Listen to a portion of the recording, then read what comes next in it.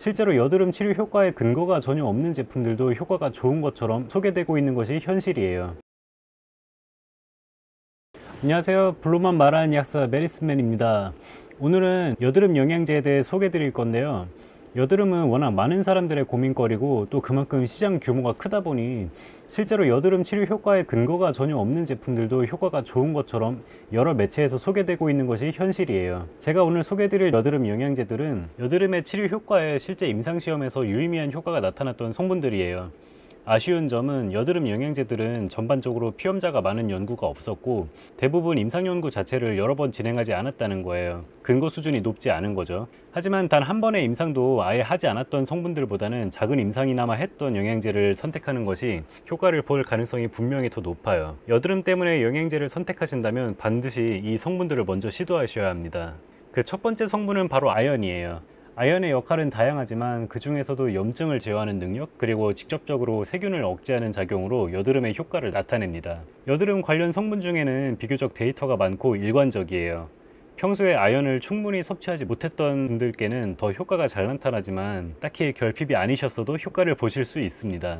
아연은 땀으로 쉽게 배출되기 때문에 평소에 땀을 많이 흘리시는 분이라면 아연을 더 꼼꼼하게 섭취하셔야 해요. 아연의 복용량은 일부 임상시험에서는 200ml나 되는 고용량을 사용하기도 했는데 이는 부작용이 심하기 때문에 권해드리진 않고요. 부작용 없이 효과를 보실 수 있는 용량으로 하루 30mg 내외로 섭취할 것을 권장드립니다. 아연도 여러 종류가 있어요. 가성비로는 글루콘산 아연을, 좀 더 흡수가 잘 되는 고급 아연으로는 피콜린산 아연을 선택하시면 되고요. 브랜드는 큰 관계가 없습니다. 안전한 성분이기 때문에 주의하실 점이 거의 없습니다만 가장 흔한 부작용으로는 위장장애가 있고요.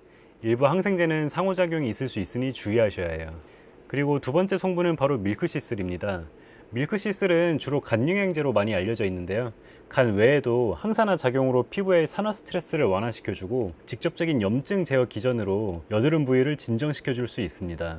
피험자가 많지 않아서 근거 수준이 높다고 볼 수는 없습니다만은 밀크시슬을 2달 동안 복용하는 임상시험에서 플라시보보다 유의미하게 여드름 완화 효과가 나타나는 것을 확인할 수 있었습니다.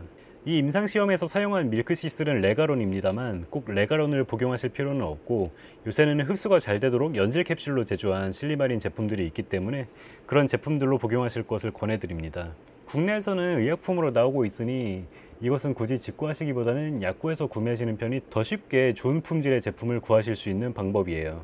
실리마린 200mg 제품 기준으로 1일 1회에서 2회가량 복용하시면 되고요.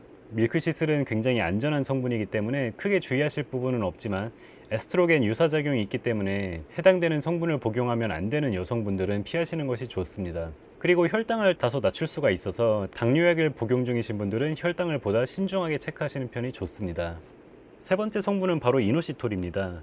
이노시톨은 다낭성 난소증후군, 즉 PCOS의 증상을 완화하는 데 도움이 되는 것으로 널리 알려진 성분인데요.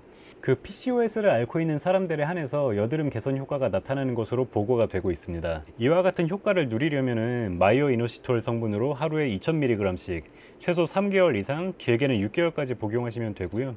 제품은 어떤 것을 드셔도 큰 관계는 없어 보입니다만 국산을 구하실 경우에 가능하면은 기타 가공품으로 등록된 제품보다는 건강기능식품으로 등록된 제품을 복용하시는 편이 품질 관리 면에서 더 좋을 것 같고요.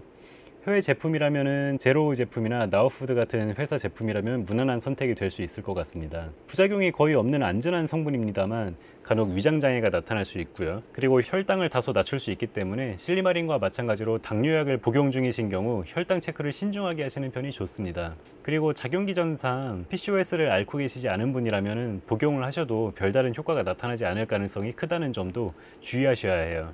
네 번째 성분은 바로 비타민 B5 판토텐산입니다. 판토텐산은 굉장히 독특한데 사실 이게 보통 이렇게까지 복용할 일이 없는데 연구자가 어떤 가능성을 봤는지 하루에 2200mg이나 되는 용량을 3개월간 투여한 결과 여드름 개선에 효과가 나타났다고 해요. 하지만 이 연구는 그 판토텐산 제품을 제조하는 회사에서 자기들 제품으로 진행한 임상 연구였기 때문에 조금 신뢰도가 떨어지는 부분이 없지 않아요. 그래도 판토텐산은 작용기전상 피부에 도움이 될 여지가 없지 않고 판토텐산 자체가 안전한 성분이기 때문에 한번 단기간으로 시도해볼 가치는 있다고 생각합니다. 국내에서는 고함량 판토텐산을 구하기 힘들기 때문에 직구로 구하시는 방법밖에 없습니다. 가장 먼저 선택해야 하는 성분은 이 중에 근거 수준이 가장 높은 아연입니다. 아연에 다른 영양제를 추가하신다면 전반적인 컨디션 개선과 여드름 치료를 동시에 누릴 수 있는 제품을 원하신다면 밀크시스를, 단기간에 강력하게 복용하고자 하시면 판토텐산을 추가해서 복용하셔도 괜찮습니다. PCOS를 앓고 계시다면 이노시톨은 반드시 추가를 하시고요. 이 네 가지 성분들은 특별한 상호작용이 있는 것이 아니기 때문에 네 가지를 모두 동시에 복용하시는 것도 크게 문제될 일은 없습니다. 마지막으로 여드름 영양제 같은 경우에는 아직까지 피부과 시술이나 의약품만큼 효과가 강한 성분은 없습니다. 피부과 치료의 보조제 정도로 생각하셔야 한다는 점은 반드시 잊지 않으셔야 합니다. 오늘 내용은 여기까지고요. 도움이 되셨다면 구독과 좋아요 그리고 알람 설정을 부탁드리겠습니다. 감사합니다.